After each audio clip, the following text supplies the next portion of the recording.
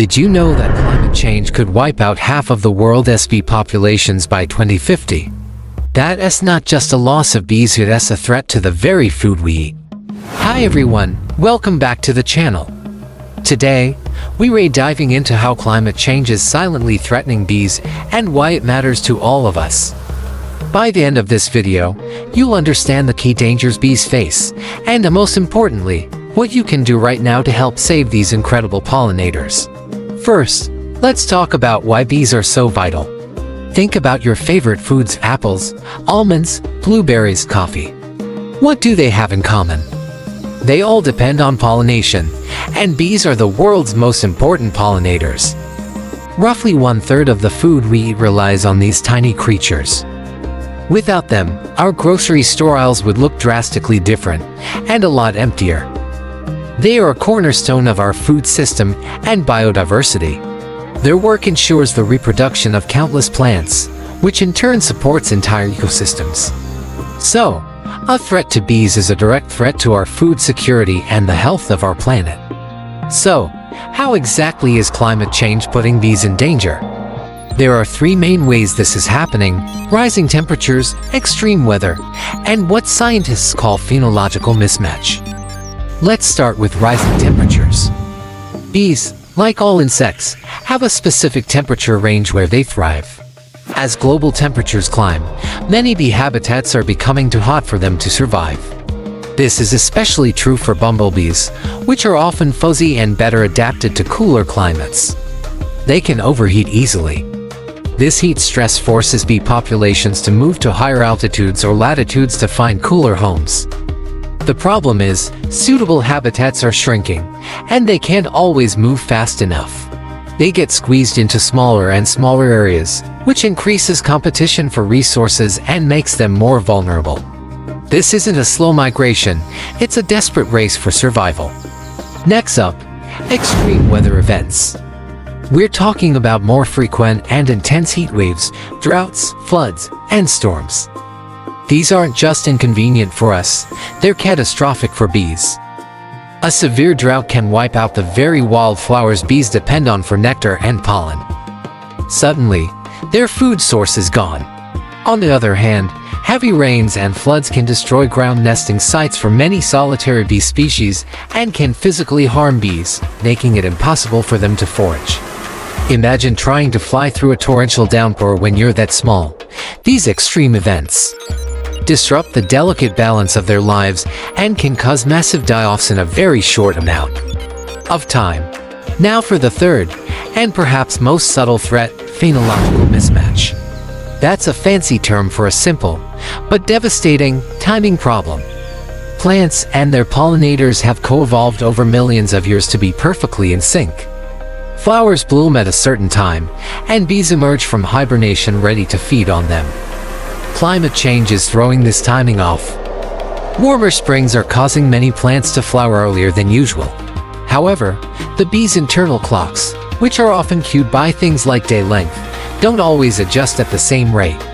So, the bees emerge from their nests, ready to eat, only to find that the flowers have already bloomed and withered. The all-you-can-eat buffet they were expecting is closed. This mismatch means a lack of food for the bees and a lack of pollination for the plants. It's a lose-lose situation that can lead to population collapse for both. So what does this mean for our food? It's a direct hit.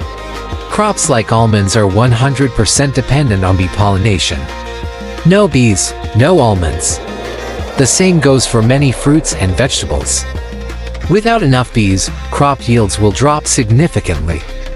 This will lead to food shortages and higher prices for the produce that is available. The variety of food we enjoy will shrink. It's not just about losing honey, it's about losing the core components of a healthy and diverse diet. The economic impact would be massive, affecting farmers, supply chains, and every single one of us at the grocery store. The situation sounds dire, and it is serious. But here's the most important part: we are not helpless. There are concrete actions we can all take, right now, to make a difference. The collective impact of small changes can be enormous. First, let's talk about your own backyard or balcony. You can create a bee-friendly oasis. Plant native wildflowers. Native plants are the best food source for local bee populations because they evolve together. Look for a variety of flowers that bloom at different times throughout the season, from spring to fall. This provides a continuous food supply. Flowers like lavender, sunflowers, and coneflowers are great options. And please avoid using pesticides, especially neonicotinoids, which are highly toxic to bees. Opt for organic gardening practices instead. You'll be creating a safe haven for bees to feed and thrive. Another simple but effective action is to provide a water source. Bees get thirsty too. A shallow dish of water with some pebbles or marbles in it for the bees to land on can be a lifesaver, especially during hot, dry spells. Just make sure to change the water regularly to keep it fresh and clean. It's a tiny effort that makes a huge difference for your local pollinators. You can also support bee-friendly farmers and beekeepers. When you're shopping, look for local, organic produce. Farmers who practice organic and sustainable agriculture are actively working to protect pollinators by avoiding harmful chemicals and promoting biodiversity on their land. Buying local honey from a nearby beekeeper also supports the people who are on the front lines of bee conservation. They are stewards of bee health and play a crucial role in maintaining healthy bee populations. Beyond our personal actions, we need to advocate for bigger change. Support policies and leaders who take climate change seriously. Reducing our carbon footprint as a society is the ultimate solution to protecting bees and ourselves. This means supporting renewable energy, sustainable transportation, and regulations that protect natural habitats. Write to your representatives, join conservation organizations, and use your voice to speak up for the pollinators who can't speak for themselves. Every voice adds to a chorus demanding change. Think about it, saving the bees isn't just about saving an insect. It's about preserving the beauty and abundance of our world. It's about ensuring that we have food on our tables and that future generations can enjoy the same fruits, vegetables, and vibrant ecosystems that we do. These tiny creatures hold up our world in ways we're only just beginning to fully appreciate. Their fate is intricately linked with our own.